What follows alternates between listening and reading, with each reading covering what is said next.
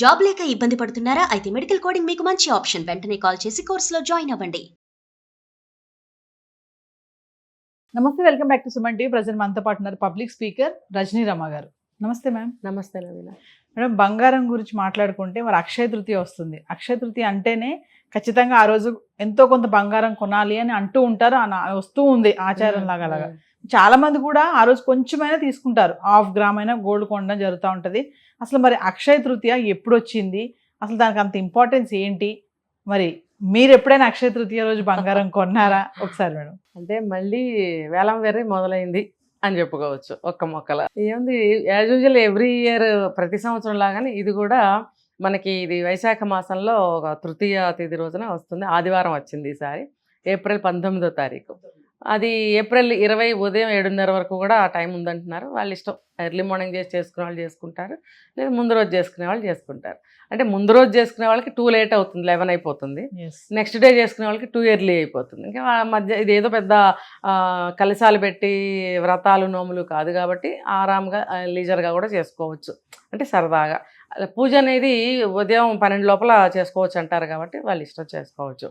అయితే దీనికి ఇది మనకు ఒక శుభ దినంగా భావిస్తారు ఆ తిథిని, అంతే తప్ప ఇంకొకటి ఏమీ లేదు. పురాణాల్లోకి వెళ్తే చాలా మనకి పురాణ కథలు వస్తాయి. ఇప్పుడు అవన్నీ ఎవరన్నా పాటిస్తున్నారా? సరే, ఈ రోజున ఇది ఇది ఇది ఆ రోజు చాలా ఉన్నాయి, అవన్నీ చేస్తారా? చెయ్యరు. ఒక్కటే అక్షయ తృతీయ రోజున బంగారం కానీ వెండి కానీ తెచ్చుకోవాలి, అమ్మవారికి పెట్టి పూజ చేసుకోవాలి, లక్ష్మీ పూజ, అదొక్కటే ఉంటుంది. 100% మంది కామన్ పీపుల్ అందరూ ఇదే ఆలోచిస్తారు. ఎక్కడన్నా ఎవరన్నా చెప్పలేం పర్టికులర్గా. అయితే ఈ పూజని మనము ఈ ఎండాకాలంలోనే వస్తాయి చూడండి కొన్ని పూజలు పండగలు, వీటికి ఉద్దేశాలు అసలు వేరే ఉంటాయి.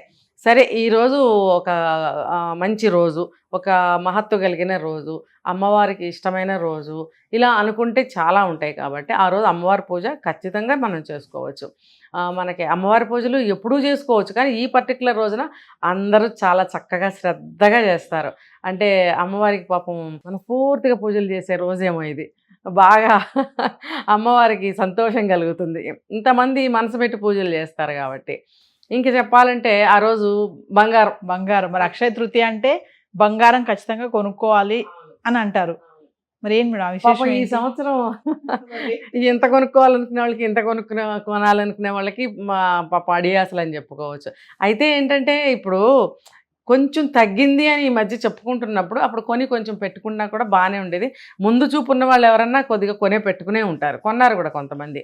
అయితే ఆ దాచిపెట్టుకుని అబ్బే లేదు ఆ రోజే కొనుక్కురావాలి, ఆ రోజు బంగారం కొనటానికి టైం ఏంటి, ముహూర్తం ఏంటి అని అడిగేవాళ్ళు ఉన్నారు. ఆ రోజే వెళ్ళి మూర్ఖంగా కొనాలి, పూజ రోజునే కొత్త బంగారం ఆ రోజే తీసుకురావాలని సెంటిమెంట్ ఉన్నవాళ్ళు ఆ రోజు వెళ్తారు. షాపులన్నీ కిటకిటలాడుతూనే ఉంటాయి మనం ఎప్పుడైనా గమనిస్తే.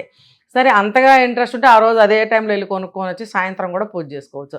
అమ్మవారికి ఎప్పుడైనా సాయంత్రం పూజ చాలా మంచిది అంటారు, అమ్మవారికి కూడా ఇష్టమైందని చెప్తారు, కాబట్టి అలా చేసుకునే వాళ్ళు కూడా ఉంటారు.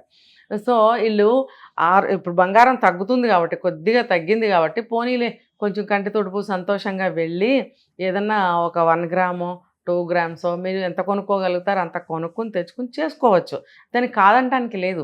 కానీ అది ఎవరికి లాభం? మీకు ఎవరైతే కొనుక్కుంటారో వాళ్ళకి. అంటే అక్షయం అంటే ఏంటంటే క్షయం కానిది, ఎప్పుడు కూడా వృద్ధి చెందుతూ ఉండాలన్నమాట. వృద్ధి చెందుతూ ఉండాలి కాబట్టి ఈరోజు మనం ఏం తెచ్చుకున్నా అది వృద్ధి చెందుతూనే ఉంటుంది. ఇవాళ మంచి రోజు రాదు, ఇవాళ ఈ పని చేయండి సంవత్సరం అంతా బాగుంటుంది, ఇలా ఒక సెంటిమెంట్గా అనుకునే మాట అనమాట అది, అంతకంటే ఏమి ఉండదు ఇక్కడ. మీరు ఎప్పుడైనా అక్షయ తృతీయ రోజు పర్టికులర్గా అదే రోజు కొన్నారా మేడం గోల్డ్ ఎప్పుడైనా? మరి ఇన్ని సంవత్సరాల్లో చెప్పాలంటే లేదు. ఒకే ఒక్క రోజు నేను ఆన్ ద వే అలా వెళ్తుంటే ఇక్కడ ఒక షాప్ ఓపెనింగ్, దాని పేరు తనిష్క ఏదో ఉంది, తనిష్క్ గోల్డ్ షాప్ ఏదో తెలీదు, చాలా ఒక 20 years అవుతుంది. జనం మూగి ఉన్నారు అక్కడ. ఏంటంటే ఎవరో ఒక ఫిలిం స్టార్ వచ్చారు, ఆ గోల్డ్ షాప్ని ఓపెనింగ్ చేశారు అని అంటే, మేము అక్కడ వేరే స్టేట్లో ఉండేవాళ్ళం కదా, ఊరికే హాలిడేస్కి వచ్చినప్పుడు జరిగింది ఇది. ఏంటి చూద్దామని చెప్పి మేము కూడా వెహికల్ అక్కడ ఆపి చూస్తే, మా హస్బెండ్కి ఇలాంటివి ఇష్టం ఉండదు, పద అంటారు. నాకు పెద్దగా ఇష్టం ఉండదు, ఎవరో సెలబ్రిటీ వచ్చారంటే అవుట్ ఆఫ్ స్టేట్లో ఉన్నాం కాబట్టి మన మూవీ యాక్టర్ ఎవరో వచ్చి ఉంటారు చూద్దామా అన్న ఇలా కులికేద్దామా అంటే లోపలికి వెళ్ళే దారి కూడా లేకపోయింది. కానీ తర్వాత మళ్ళీ అదంతా బ్రేక్ చేశారు, అందరినీ పిలిచారు. లోపలికి వెళ్ళినప్పుడు చూస్తే అక్షయ తృతీయ ఏదో అట నాకు అప్పుడు అంత పట్టించుకోలేదు నేను. తీసుకోండి మేడం ఇవాళ అది ఇది ఇది అని అంటే అప్పుడు మాత్రం ఒకటి టాప్స్ ఏవో తీసుకున్నాను. అప్పటికప్పుడు అనుకుని వాళ్ళ షాప్ వాళ్ళు అలా అంటే ఈరోజు కొనాలి మంచిది అలా అనుకుని నేను వెళ్ళలేదు. అలా అన్నారు కాబట్టి కొన్నారా? అంటే అందరూ అదే పని మీద వచ్చారు, అదే రోజు ఓపెనింగ్. అయితే నేను ఒకటి చెప్తా, ఓపెనింగ్ రోజు కాబట్టి ఏమన్నా కొంచెం తగ్గిస్తారేమో అని. 20 సంవత్సరాల క్రితం అంటే నేను చాలా చిన్నదాన్ని, నాకు ఇంత నాలెడ్జ్ అంటే బంగారం మీద. అంటే బంగారపు బిజినెస్ వాళ్ళు ఓపెన్ చేస్తే బంగారం మీద తగ్గుతారా? ఆ రోజు ఉన్న రేటే అమ్ముతారు వాళ్ళు కదా. అది అనుకోకుండా కొంచెం తగ్గిస్తారేమోలే అని వెళితే అట్లాంటిది ఏమీ లేదు. అట్లీస్ట్ ఒక స్వీట్ కూడా మనకి ఇవ్వలేదు. అంటే గోల్డ్ షాప్ వాళ్ళు ఎక్కడ ఇంత కూడా నష్టపోరు అనేదానికి ఉదాహరణ. ఇంత స్వీట్ కూడా పెట్టలేదండి. స్వీట్ పంచుతారుగా వెళ్ళిన వాళ్ళకి. అప్పుడే సెలబ్రిటీ వెళ్ళింది బయటికి, మరి ఇవ్వాలి కదా, ఇవ్వలేదు. సరేలే మంచి మోడల్స్ అన్నీ ఉన్నాయేమోనని చూశాను, నాకు మోడల్ కూడా నచ్చలేదు. మీరు అన్నట్టు చివరికి షాప్ అయినా అనటం వల్లే కొన్నానేమో బహుశా. మీరు నమ్మరు, తర్వాత కాలంలో ఈ గడిచిన 20 సంవత్సరాల్లో దాన్ని నేను ఎప్పుడు పెట్టుకోలేదు. చివరికి దాన్ని మార్చేయడం కూడా జరిగింది. అంటే మరి అక్షయ తృతీయ రోజు నాకేమన్నా బాగా వృద్ధి చెందిందా? అది పెట్టుకొని కూడా పెట్టుకోలేదు, వెళ్ళిపోయింది కూడా. సో ఇదంతా ఏదో అనుకునే మాటలే, సెంటిమెంటల్ మాటలే తప్ప ఇంకోటి ఏం లేదు. మనం చేసిన పనులు, పుణ్యకార్యాలు, ఒకళ్ళకి చేసిన సాయము, అన్న మంచి మాటలు వృద్ధి అవుతాయి, మన కీర్తి వృద్ధి అవుతుంది తప్ప ఏదో ఇంత తెచ్చి ఇంట్లో నెలేసుకుంటే అది పెరిగి గుడ్లు పెడుతుందా? ఏం పెట్టదు అది. ఏం వృద్ధి అవ్వదు. ఆ మాట మనం అనుకుని కొన్నాం కాబట్టి నెక్స్ట్ వెళ్ళి మళ్ళీ కొనాలి. ఇవాళ గ్రామ్ కొంటే వచ్చేసారి 2, నెక్స్ట్ 3, అట్లా మనం చేస్తాం తప్ప అదేం అవ్వదు. అదంతా ఒట్టి ఫూలిష్ మాట అది.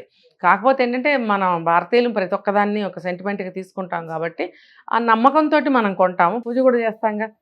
ఆ రకంగా భక్తి పెరుగుతుందని చెప్పి ఇది ఒకటి అనమాట.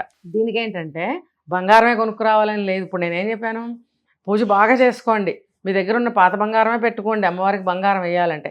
లేదా ఇప్పుడు బంగారం తగ్గుతుంది కాబట్టి ముందో వెనకో తెచ్చి ఇంట్లో పెట్టుకోండి. అదే రోజు తెచ్చి పెట్టుకోవాలని ఏముంది చెప్పండి. ఇంకా శుభప్రదమైన వస్తువులు ఎన్నో ఉన్నాయని చాలామంది చెప్తున్నారు. కొంతమంది చీపురు తెచ్చుకోండి, ఉప్పు తెచ్చుకోండి, పసుపు కుంకాలు తీసుకురండి, లేకపోతే గవ్వలు తీసుకురండి, ఇలా ఎన్నో చెప్తారు అమ్మవారికి సంబంధించిన పూజ సామాగ్రి. అది ఏది తెచ్చినా ఇంటికి శుభప్రదమే కదా. కాబట్టి మీరు ఇంట్లో సుఖశాంతులతో కనీసం ఒక్కరోజన్నా ఉండండి. సెంటిమెంట్ ఉందిగా మనకి, సంవత్సరం అంతా వృద్ధి చెందుతుంది మనకి మన ఇంట్లో సుఖశాంతులు కదా. దానికి ఎందుకు ప్రయత్నించరు? వేధవది ఈ భూమి మీద వదిలేసిపోయే బంగారం వృద్ధి అయితే ఎంత, అవ్వపోతే ఎంత? వృద్ధి అయితే బంగారం ఎంత ఆస్తి అండి. ఎస్ కరెక్టే, దానికోసమే మనం పాటుపడతాం కానీ ఇంకా మరి దేనికోసం వృద్ధి చేయడం కోసం మనం పాటు పడము. కాబట్టి ఆ రోజు మంచిగా పూజ చేసుకోండి, ఇంట్లో విషయాలను మీరు మంచిగా పెట్టుకోండి, దాన ధర్మాలు చేయండి. ఏదైనా ఇప్పుడంతా కూడా మజ్జిగని, వాటర్ అని దానం చేస్తూ ఉంటారు సమ్మర్లో. ఇది ఎంతో మంచిది. చూడండి, నిద్రాహారాలు లేకపోతే అన్నపానీయాలు అనే ఒక 2 కలిపిన ఒక వర్డ్స్ని ఎన్నో చోట్ల ఉపయోగిస్తూ ఉంటాం మనం. అవి ఎంత ఉపయోగకరం, మనిషికి జీవాధారాలు అవి.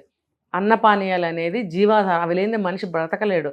ఎంత మండు టెండగా వస్తున్నా, తుఫాన్ వస్తున్నా, ఆకలి అనేది ఇక్కడ జఠరాగ్ని రగులుతూనే ఉంటుంది. అవి అందుకని చెప్పి మీరు నీళ్లు తాక్కుండా ఉంటారా?